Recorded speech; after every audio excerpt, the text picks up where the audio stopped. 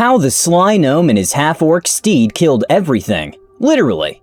I'm playing a 12th level one-off with a party that has an elf wizard, an elf sorcerer, an elf druid, and a half-orc barbarian named Ront.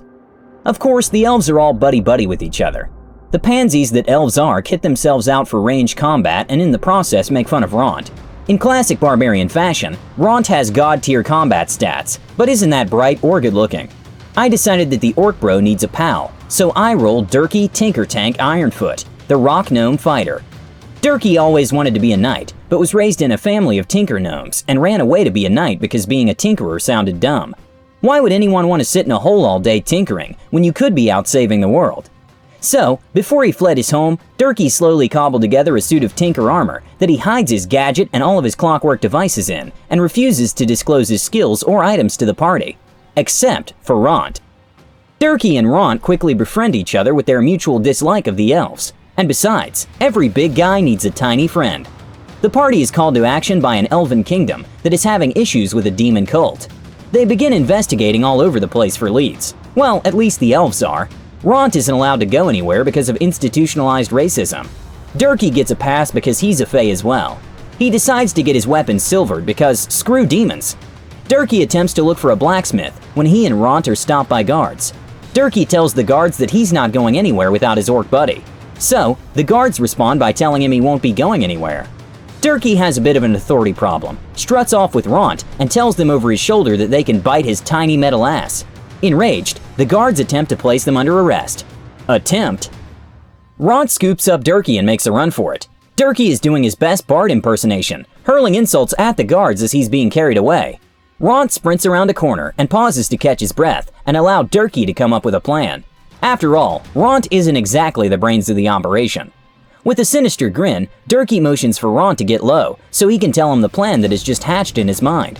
Ront looks confused for a second, then nods as he begins to understand. Ront picks Durkee up, pops around the corner, and shot puts 80 pounds of metal and midget straight into the face of a guard. The Durkee cannonball latches onto the guard's head, on contact, and rides it to the ground. The second guard moves to help his fallen companion. With a shout, Ront spears the elf guard into the stone wall hard. Durkee and Ront beat the elf guards unconscious and tie them up. They are forced to break into a nearby house, which they weren't concerned about. What's a little breaking in on top of assaulting city guards? They stuff the guards into a closet, and Durkee has Ront place a Tinker music box on the highest shelf that will play Durkee's favorite song for 24 hours straight. GWAs, gnomes with attitudes, disregard the constabulary.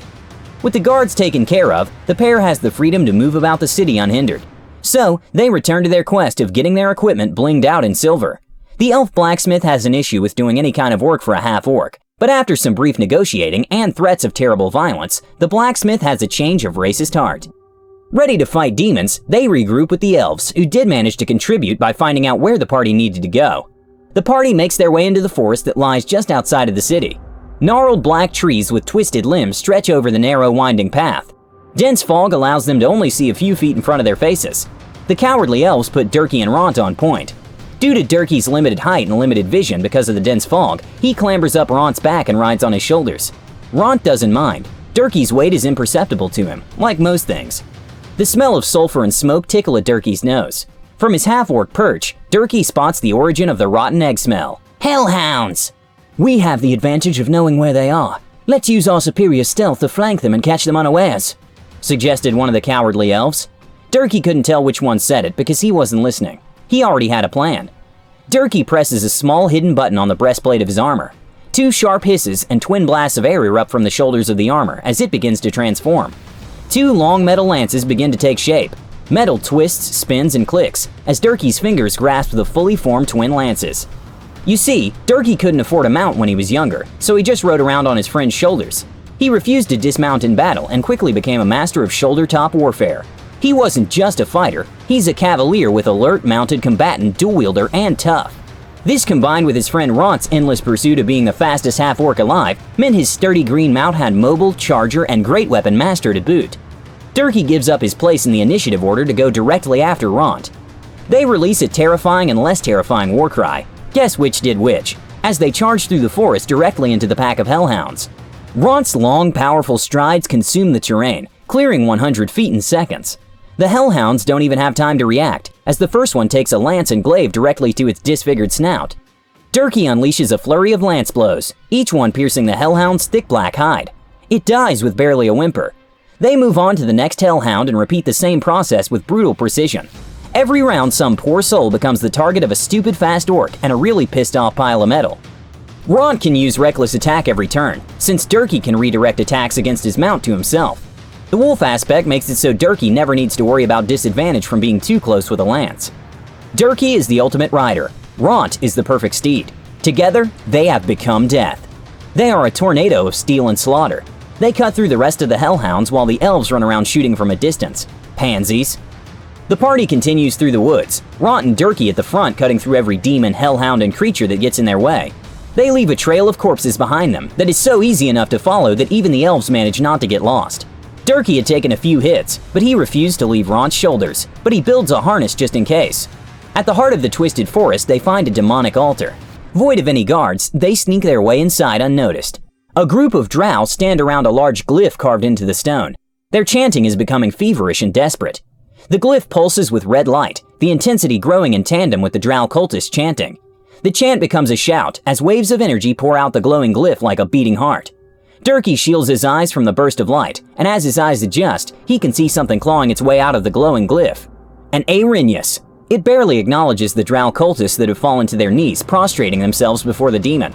As its piercing gaze sweeps across the room, it stops where Durkee and Ront are hidden. Its genderless face splits into a wide sadistic smile and extends a lithe arm. A bow coalesces from nothingness in its palm.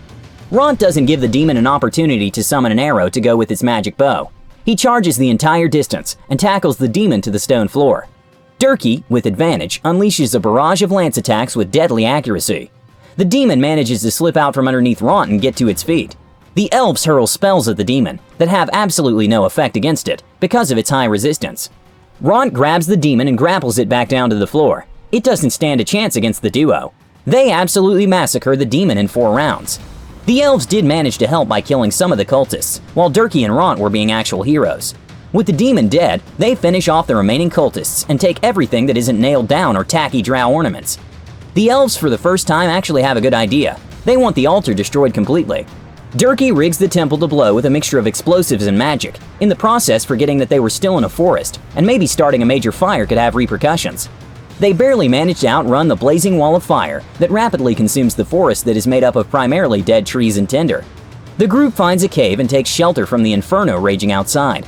Once the fire burns itself out, they return to the kingdom of tree humpers. The fire had been stopped with magic before it made its way back to the kingdom, but they were still pretty pissed. The trio of elves were welcomed as heroes. Durkee and Ront, not so much. The elves blame Durkee and Ront for the fire, the racist bastards. Even if they happen to be right this time, a squad of guards march forward with the clear intention of not letting Durkee and Ront just amble out of there. Durkee activates his suit. 2 fire starter tinker tools pop out of the back, with 2 bottles of alchemist fire popping out behind them.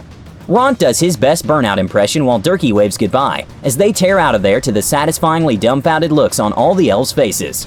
What an incredible duo! Both incredibly formidable and incredibly stupid. Have you ever come up with a character concept like this before? Or something even more diabolical and humorous at the same time? Comment your reactions and suggestions in the comment section below. Don't forget to subscribe to our channel All Things D&D. Our next video will be posted in 3 days, so stay tuned for more amazing Dungeons & Dragons content.